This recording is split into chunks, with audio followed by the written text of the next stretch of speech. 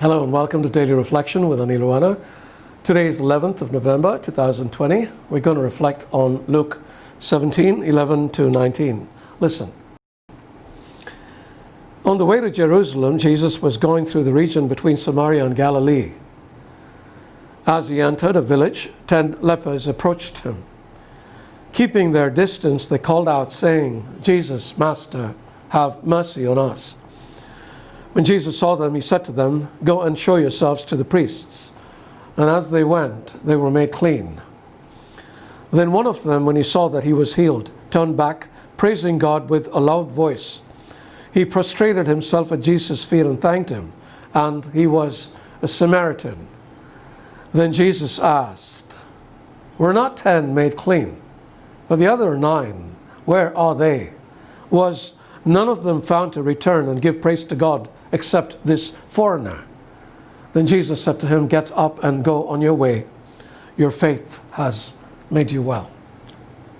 The Gospel of the Lord.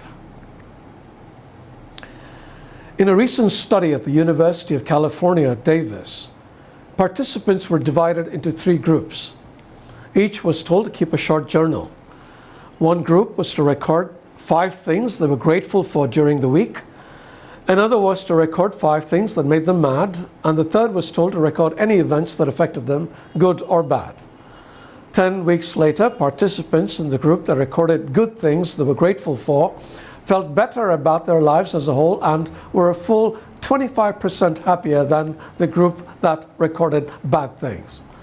They also reported fewer health complaints. I am not surprised. We have a general tendency to focus on the negative, on the bad things that happen in our lives. This leaves us often feeling that God has bypassed us when he was pouring out his blessings upon the world.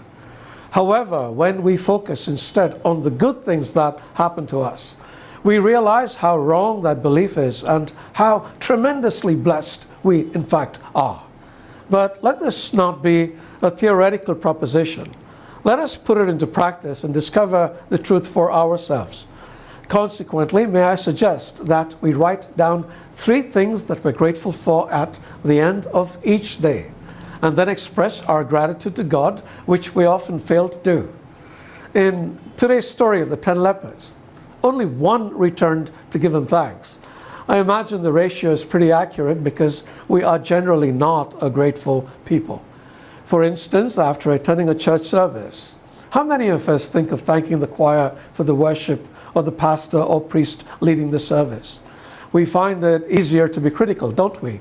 Complaining about the bad singing or the terrible homily instead of being grateful to these people for the services rendered. So let us cultivate this habit of being grateful and inculcate it in our children too. And once we start being grateful for the good things that come our way, let us also be grateful for the not so good things.